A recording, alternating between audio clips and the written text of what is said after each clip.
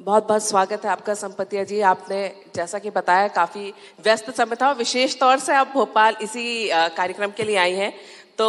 उसके लिए सबसे पहले तो आपको धन्यवाद देते हैं। और संपतिया उइके जी जो है, इनकी जो कहानी है वो सिर्फ राजनीतिक नहीं है, ये संघर्ष और प्रेरणा की भी कहानी है। क्योंकि जिस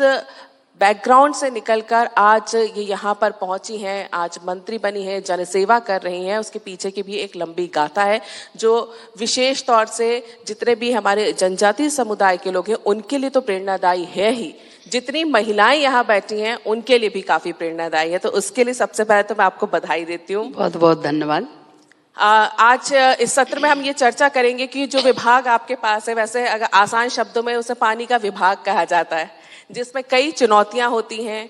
कई तरह के आपको संकल्प हैं जो पूरे करने हैं अभी, और कई दबाव भी होते हैं। सबसे पहले तो मैं यही बात करूंगी, जो यहाँ पर मौजूद लोग हैं जो जानना चाहेंगे कि ये जो राजनीतिक सफर है, क्योंकि ये हमने सुना है कि अब ये कहानी आप बताइएगा सही है कि नहीं है, कि बचपन में आप एक बार अपनी बहनों के साथ नदी पार कर रही थी और बह गई थी और तब संकल्प लिया था आपने कि पुल बनवाएंगी आप। क्या ये सच है? और क्या राजनीतिक सफर के बारे में सोचना कब से शुरू किया आपने? बहुत बहुत धन्यवाद, आपने सही क्वेश्चन किया। चूंकि मेरे राजनीति में आऊँ ये मैंने कभी सोचा नहीं था। मैं चूंकि एक साधारण परिवार और छोटे से गांव, जनजाति गांव में मेरा जन्म हुआ और बचपन से ही मेरे माता पिता नहीं रहे। हम मात्र 2 बहन थे और मेरी बड़ी बहन थी, और उसको घर में हम लोगों ने जमाई करके, वो हमारे माता पिता जब मेरे को बचपन में छोड़ के गए तो उस समय में मेरे माता पिता कहें या पालक कहें, मेरी बहन थी। और ऐसी स्थिति में मेरी बहन, मेरे जीजा जी, उन्हीं लोगों ने मुझे पढ़ाया। और जब मैं पढ़ रही थी तो 8 किलोमीटर में पैदल, जो मेरे गांव से धुतका थी, वहाँ पे जा कर के मैं 8वीं तक पढ़ी। और इसके बाद 13 किलोमीटर जब मैं स्कूल जाती थी तो स्कूल में मैं साइकिल से जाती थी, और मेरी बहन नहीं थी, मेरी सहेलियाँ थी। क्योंकि उस समय में बेटियों को शिक्षा के क्षेत्र में ज़्यादा नहीं पढ़ाते थे। 8वीं तक पढ़ाने के बाद कहते थे कि बस हो गया, अब ये बेटों को पढ़ाएंगे, बेटियां का काम ये नहीं है। तो ऐसी स्थिति में काफ़ी संघर्ष करनी पड़ी। और जो मेरे गांव था वहाँ रोड नहीं थी, बिजली नहीं थी, सड़कें नहीं थी और पुल नहीं थे। तो ऐसी स्थिति में मैं साइकिल से, एक मैं थी, एक ज्ञानवती उइके थी और एक रमोला पटेल थी, हम तीनों बहनें, हम लोग जाते थे और बमनी बंजर में हम लोग पढ़ते थे। और जब मैं पढ़ते पढ़ते हमारे विभाग प्रचारक जी थे, उनके संपर्क में आई तो उन्होंने हमें मार्गदर्शन दिया कि आप सब लोगों को राष्ट्र सेविका समिति में ज्वाइन करनी चाहिए, कि संघ के मार्गदर्शन पे राष्ट्र सेविका समिति हमारी महिलाओं को सशक्त करने के लिए, जैसे अभी हमारे आदरणीय यहाँ पे बोध जी, मुक्ति बोध जी थे, उन्होंने संघ के विस्तार में उन्होंने बताया। और उस समय में मैं जब हमारे माननीय विभाग प्रचारक जी के संपर्क में आई, उन्होंने हमको मार्गदर्शन दिया और हम लोगों ने राष्ट्र सेविका समिति में 90 से काम करते करते और आज यहाँ पे भी आई हूँ। तो उसी का कारण है कि चरित्र निर्माण, जैसे मैं अभी सुन रही थी, उसका एक बहुत ज़्यादा हम लोगों के ऊपर प्रभाव पड़ा। और मैं जब पढ़ते पढ़ते और जब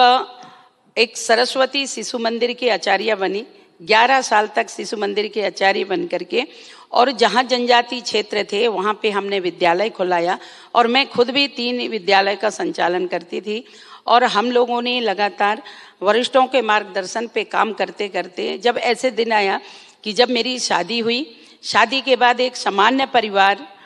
में टिकरवाड़ा में मेरी ससुराल रही। वहाँ पे जब शादी करके आई तो वहाँ पे भी मैंने शिशु मंदिर में, बमनी बंजर में बड़े विद्यालय थी जहाँ पे प्राचार्य पटेल जी थे, उनके मार्गदर्शन पे हम लोगों ने 3 स्कूल खुला करके, अभी भी वो स्कूल संचालित है। और मैं मंत्री होते हुए एक सेवक के नाते आज भी वो विद्यालय में पढ़ा रही हूँ। बहुत ही अच्छा गुणवत्ता से वो विद्यालय संचालित है। जो आसपास के हमारे भैया बहनें, ऐसे 1600 भैया बहनें आज भी उस विद्यालय में पढ़ रहे हैं। और कितना ही व्यस्त रहूं पर मैं आज भी वो विद्यालय में जाती हूँ सप्ताह में 1 दिन, और हमारे भैया बहनों को मैं जो मुझे अनुभव है वो मैं उनसे शेयर करती हूँ। और जब 99 में जब चुनाव हो रहे थे तो ग्राम पंचायत टिकरवाड़ा के जब पंचायत के चुनाव हुए तो हमारे मालगुजार पांडे जी थे, तो उन्होंने मुझसे कहा कि बहू रानी, आप बच्चों को पढ़ा ही रहे हैं, साथ साथ आप राजनीति में आए।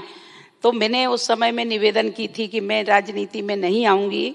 मैं जहाँ हूँ मैं व्यक्ति निर्माण करने का हम लोगों ने जो सीखा है, समझा है, तो उस पर मैं बच्चों को पढ़ा रही हूँ, मुझे इसी में आनंद है।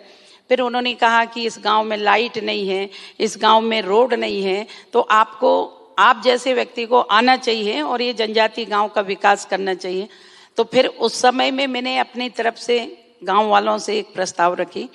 कि मुझे राजनीति में कोई शौक नहीं है, पर आप लोगों ने कह रहे हैं, आप वरिष्ठ हैं, हमारे गांव के आप मालगुजार हैं,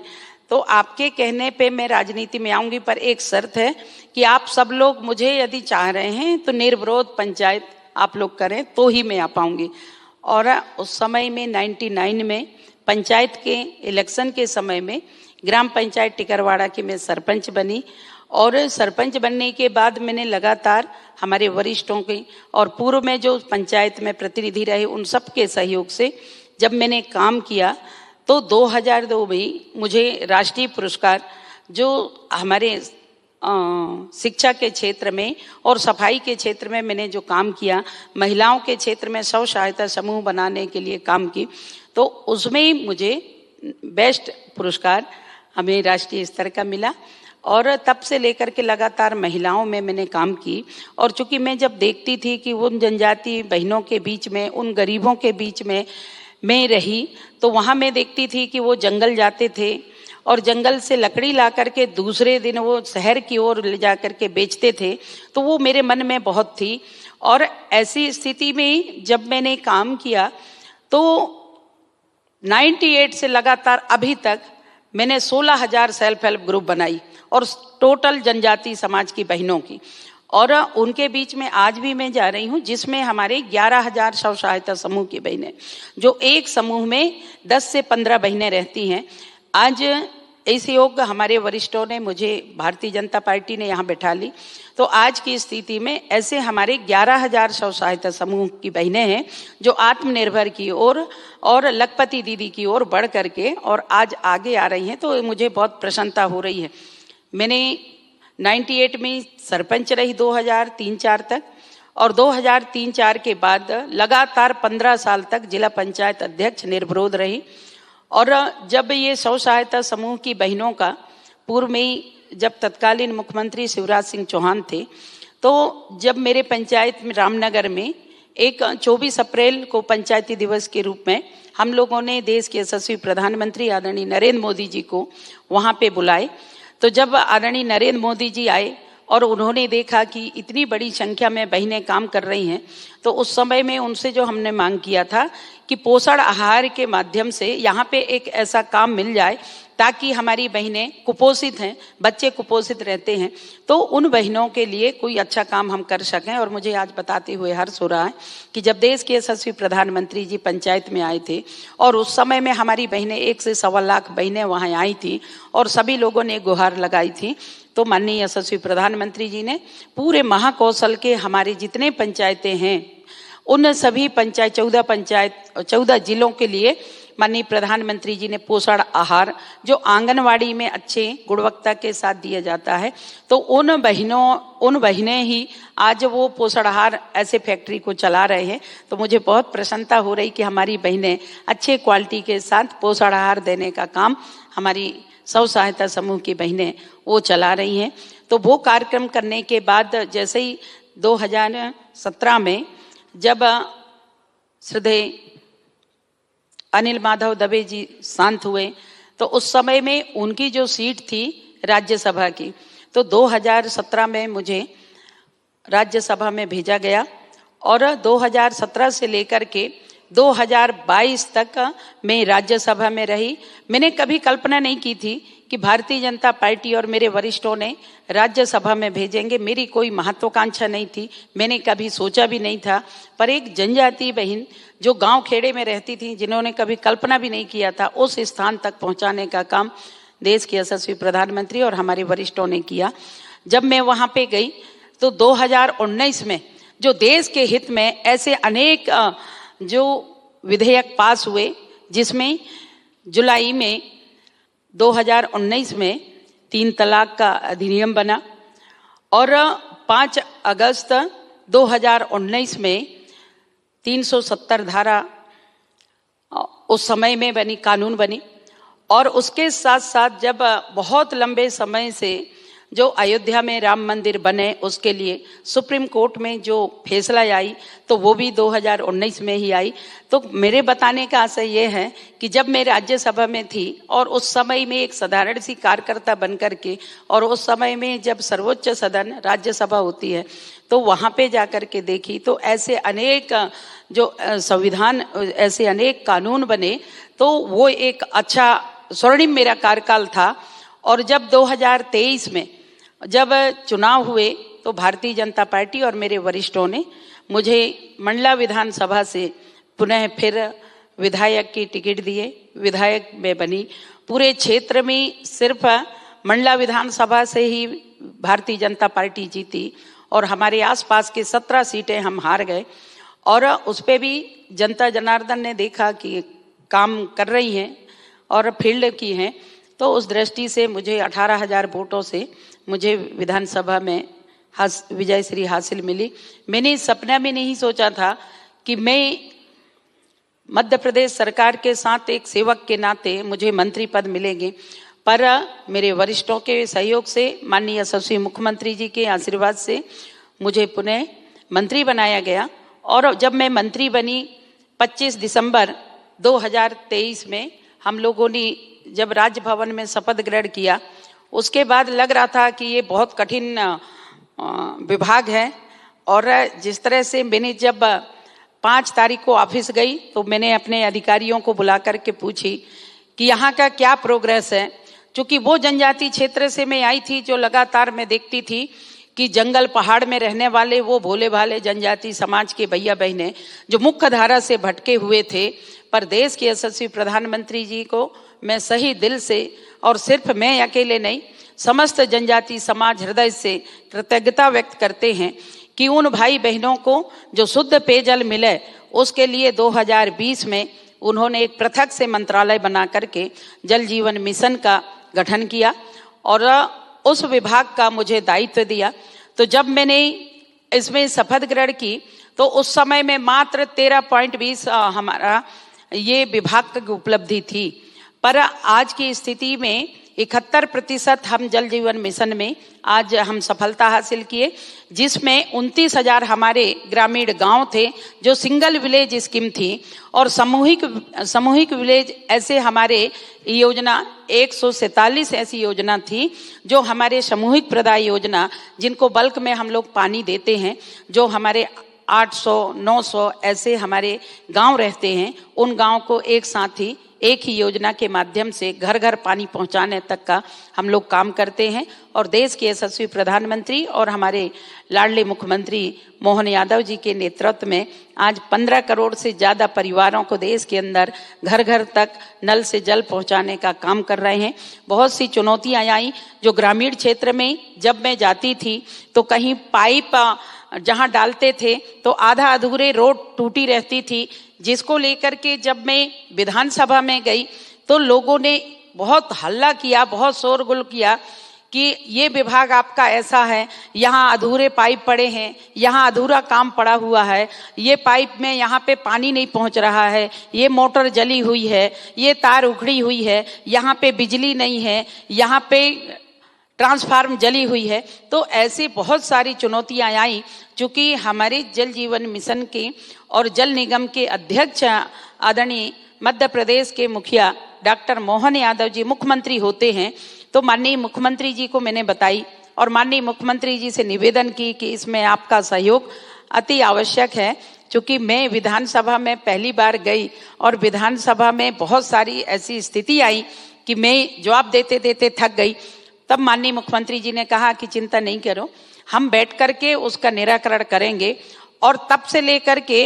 55 जिलों में मैंने खुद 41 जिले में जा करके ग्रास रूट पे जो हमने काम किया था और नीचे स्तर पे हमारे समस्त अधिकारियों के साथ जा करके पार्टी के पदाधिकारियों के साथ जाकर के, वहाँ के स्थानीय सांसद विधायकों के सहयोग लेकर के और लगातार काम किए, जिसके कारण से 64,000 किलोमीटर हमारी रोड टूटी हुई थी, उसको भी हम लोगों ने सफलता हासिल किए माननीय मुख्यमंत्री जी के सहयोग से, और लगातार आज काम कर रहे हैं, जिसके चलते सिंगल विलेज स्कीम में 90% सफलता हासिल किए हैं। और जो हमारे सामूहिक प्रदाय योजना, ऐसे हमारे जल निगम की योजना थी, उसमें हमने 71% आज उपलब्धि हासिल किए हैं और निरंतर हम लोग काम कर रहे हैं। देश के यशस्वी प्रधानमंत्री जी की मंशा है कि हम 2027 तक 100% काम करके देंगे, और मुझे पूर्ण विश्वास है कि ये चुनौती को हम पूरा पार करेंगे माननीय प्रधानमंत्री, माननीय मुख्यमंत्री जी के सहयोग से और हमारे सभी वरिष्ठों के सहयोग से। आपने जिस तरह से बताया हर घर नल हर घर जल योजना के बारे में, लेकिन कई बार ऐसा होता है कि क्योंकि क्षेत्रवार भी जल की व्यवस्था अलग अलग रहती है, कई जगह नल पहुंच जाता है, जल नहीं पहुंच पाता। ये एक ऐसी समस्या है जो अक्सर लोग यहाँ पर उठाते रहते हैं। ये कितनी बड़ी चुनौती है, और उस चुनौती से निपटने के लिए, क्योंकि आप एक तरफ चरित्र निर्माण तो कर रही हैं स्कूल में पढ़ाकर, लेकिन राजनीति एक पूरी तरह से अलग क्षेत्र हो जाता है, तो कई बार उसमें राजनीति भी होती है, और राजनीति होती है तो सवाल भी उठने लगते हैं। तो जहां नल पहुंच गया, जल नहीं पहुंचा, उसके लिए क्या? अभी आप सब लोग भी देख रहे होंगे कि जिस तरीके से भूजल इतने गिरती हुई स्थिति में है, और उसको लेकर के हम आप सब लोग भी बहुत चिंतित हैं। लगातार अपील करते हैं कि वृक्षारोपण करें, वृक्षारोपण करें। उस बात को लेकर के जो मैं खुद भी यदि कहूँ तो बहुत से ऐसी जगह है जहाँ पे हम 800 मीटर पानी के बाद भी, बोरिंग के बाद भी, ट्यूबवेल के बाद भी वहाँ पे पानी नहीं होता है। तो उसको लेकर के अभी माननीय देश के यशस्वी प्रधानमंत्री जी ने, चाहे वो केरवा डैम हो, चाहे नर्मदा नदी की बाढ़ हो, ऐसे हर जगह में बड़े बड़े डैम बना करके, केन बेतवा हो, तो अलग अलग क्षेत्र में हम लोगों ने जो डैम बना करके और वहाँ पे बल्क से पानी देने का काम अब सामूहिक प्रदाय योजना के माध्यम से हर घर नल से जल पानी पहुँचाने का काम हम कर रहे हैं। यही मैं कह रही थी कि आज बड़े बड़े डैम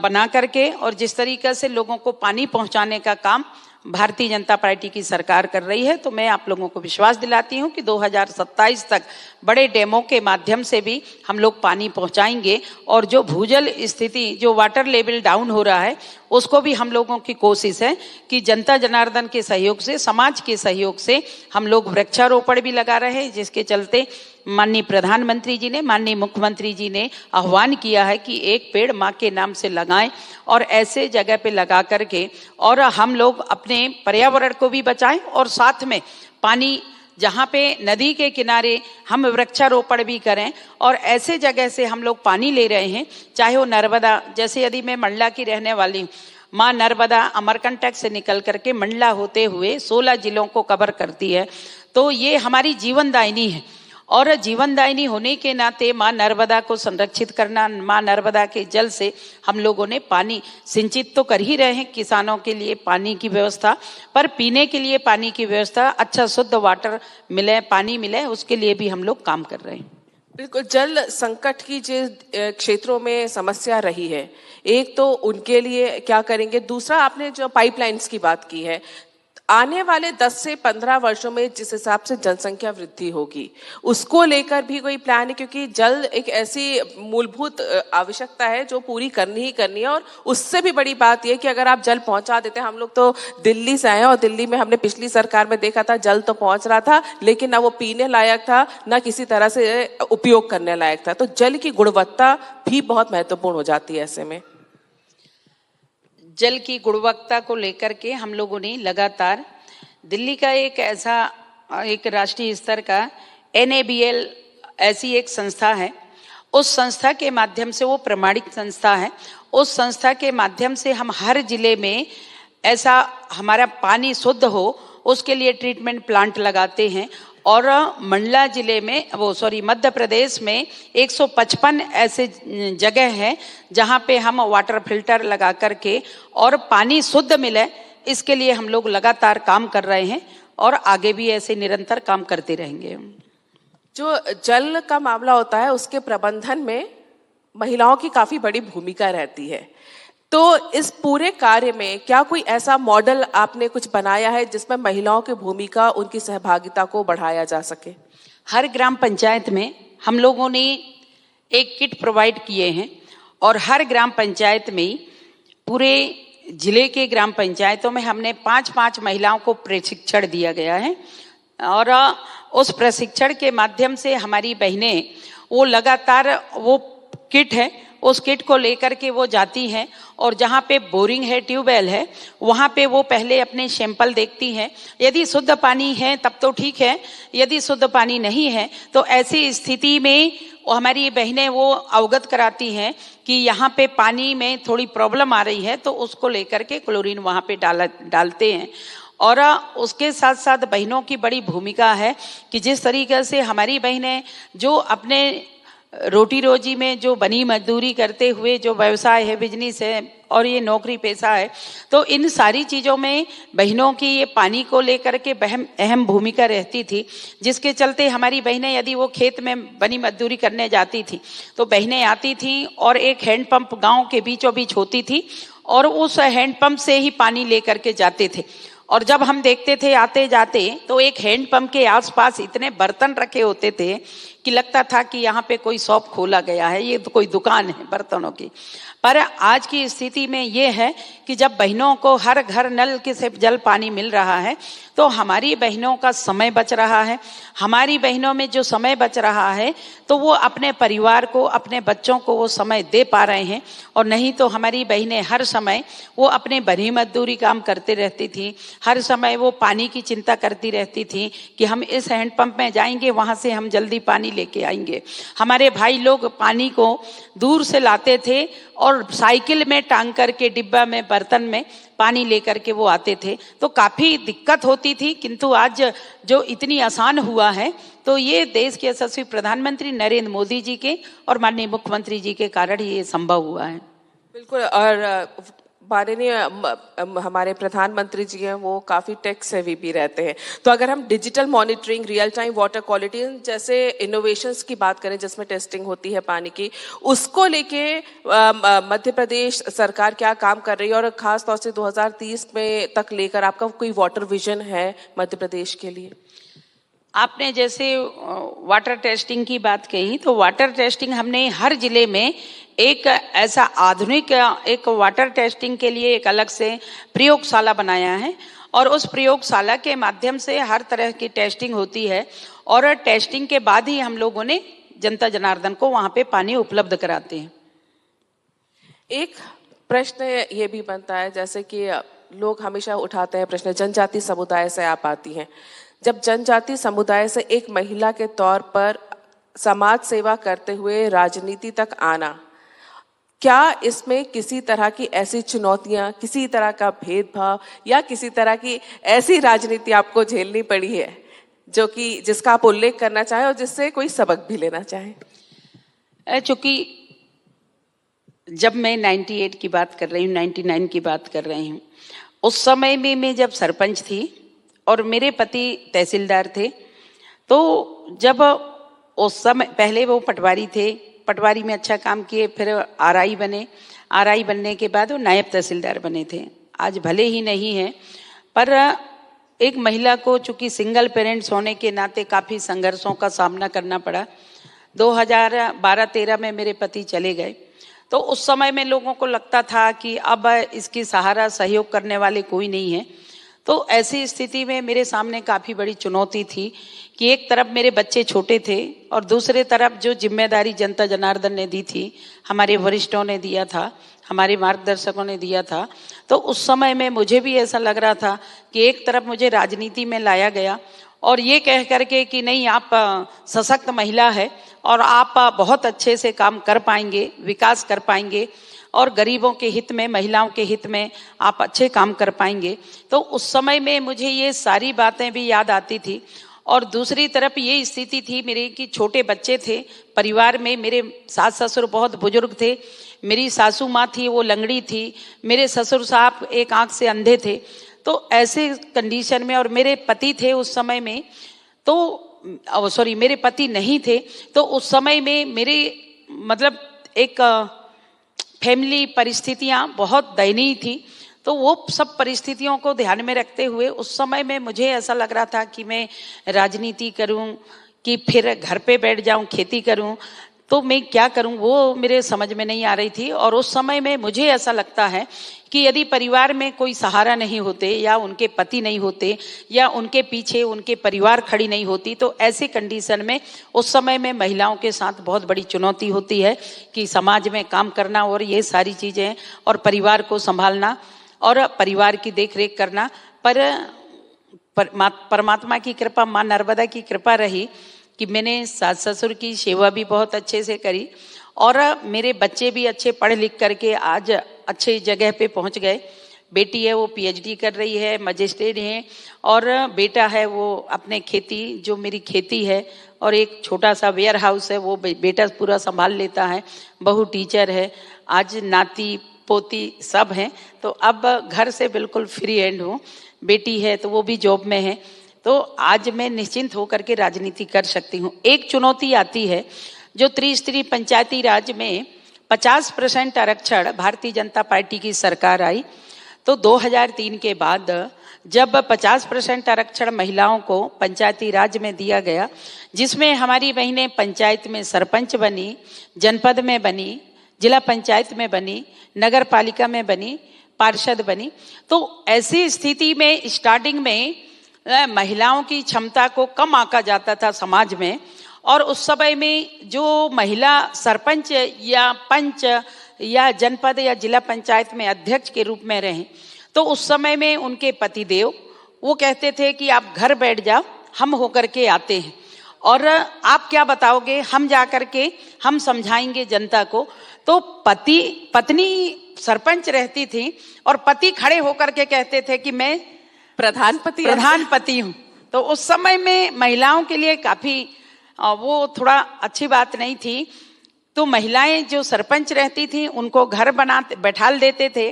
और कई जगह के ग्राम सभाओं में उनके पति जाकर के कहते थे कि हम पति प्रधान हैं या वहाँ पे हम सरपंच पति हैं, ये कह करके। तो वो जो सरपंच पति के शब्द आता था तो वो थोड़ा सा चुनौती जैसी थी और वो शब्द थोड़ा अच्छा नहीं था। पर आज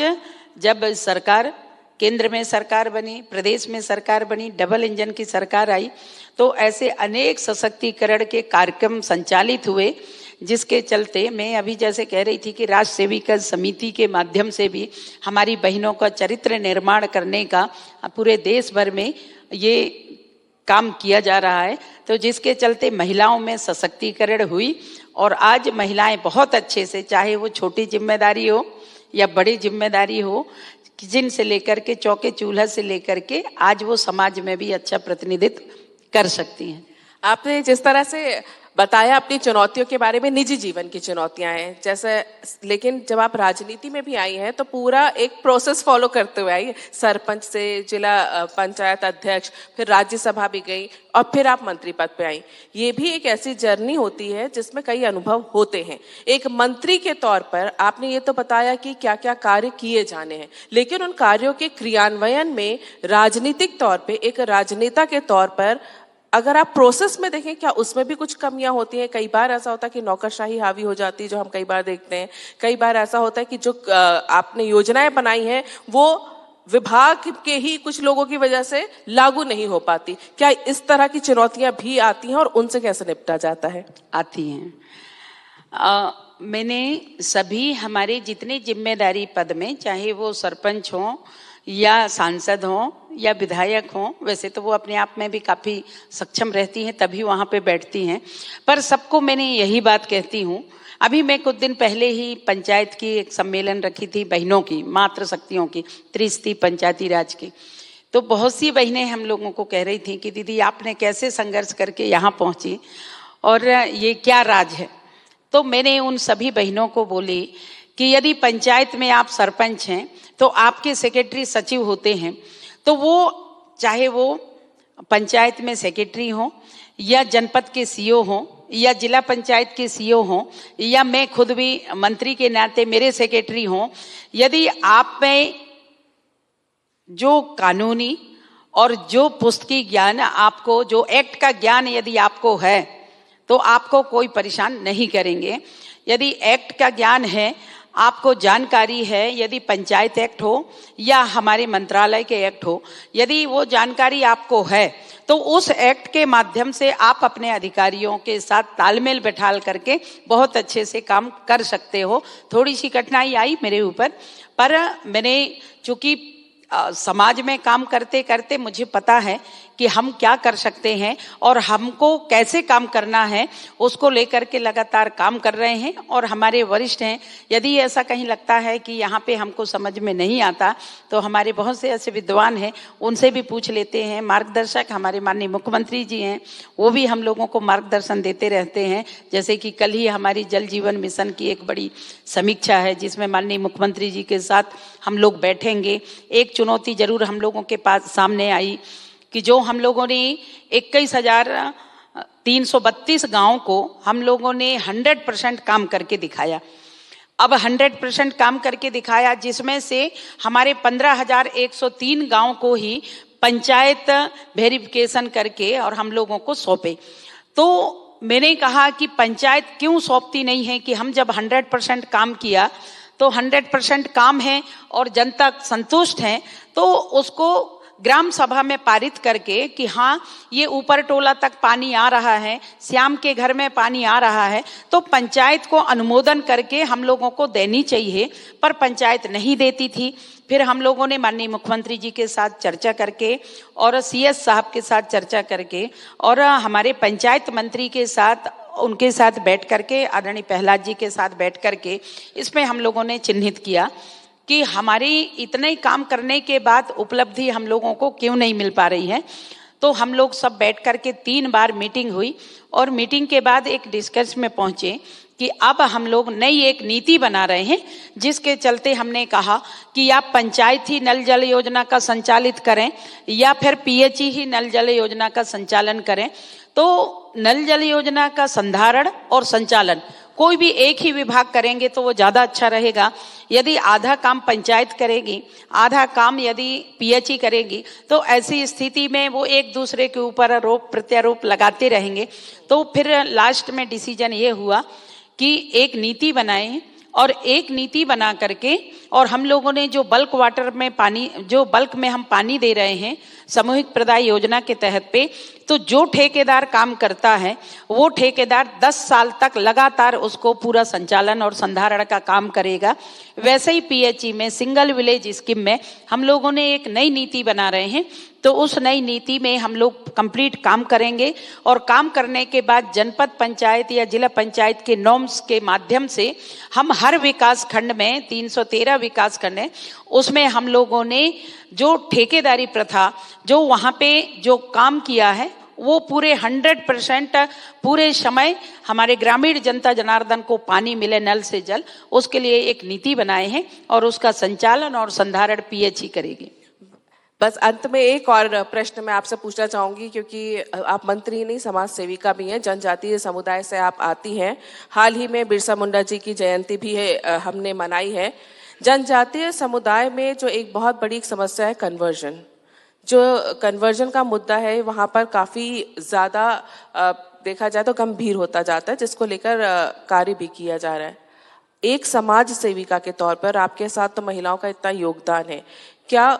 इसके लिए भी काम किया जाता है या इससे जनजातीय समुदाय को कैसे बचाया जाए, इसको लेकर भी कुछ आप कर रहे हैं समाज सेवा के तौर पे? एक तो सबसे पहले देश के यशस्वी प्रधानमंत्री और हमारे राष्ट्र के महामहिम, वो भी एक जनजाति समाज साधारण सामान्य परिवार से आकर के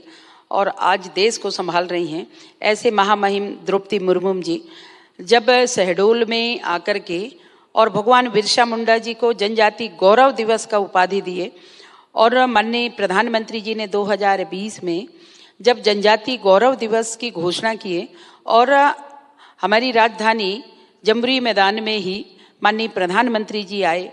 और उस समय में उन्होंने जिस तरीके से जनजाति गौरव दिवस क्यों मनाना चाहिए और भगवान बिरसा मुंडा जी के इतिहास के बारे में जन जन तक पहुंचाने के लिए उन्होंने अपील किया, तो निश्चित ही भगवान बिरसा मुंडा जी ने 1875 में जन्म लेकर के और एक छोटी सी सामान्य परिवार में वो जन्म लिए झारखंड के पवित्र धरती में। और जब वो जन्म लिए तो उन्होंने जिस तरीके से 1886 में जब 1886 में जब एक ईसाई मिशनरी स्कूल में पढ़ रहे थे भगवान बिरसा मुंडा जी ने, और जब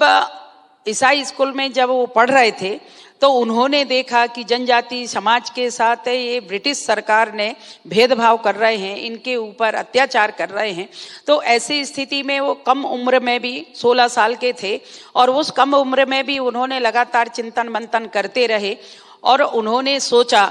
कि ये साहेब एक टोपी, ऐसा सोच करके एक नारा दिया और नारा दे करके उन्होंने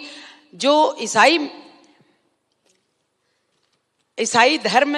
और ईसाई स्कूल में जब वो पढ़ रहे थे तो उसको उन्होंने छोड़ करके और घर वापस आए और घर वापस आकर के और उन्होंने समाज में उन्मूलन का नाम दे करके और वो आंदोलन किए, जिसके चलते आज भी मैं कह पा रही हूँ कि समाज के अंदर लोगों ने जो एक जबरदस्ती करके और धर्म परिवर्तन करना, ये खास करके जनजाति समाज पे बहुत ज़्यादा होती थी। पर हमारे विचार परिवार और आज हमारी सरकार लगातार इसमें ध्यान रखते हुए और समाज के बीच में काम कर रहे हैं, जिसके चलते काफ़ी कमी आई है। और मुझे पूर्ण विश्वास है कि हमारा सनातनी धर्म, हिंदू धर्म हमेशा सनातनी रही है और उसका एक अलग गौरव है, उसका अलग एक गाथा है। तो वो संस्कृति हमेशा बचाए रखें, उसके लिए हम लगातार काम कर रहे हैं। बहुत बहुत धन्यवाद संपत्तिया जी, आपने समय निकाला, आप यहाँ पर आई। पांचजन्य की ओर से आपका बहुत बहुत आभार। Thank you. आप लोगों ने हमें सम्मान दिया, इसके लिए बहुत बहुत धन्यवाद। नमस्कार।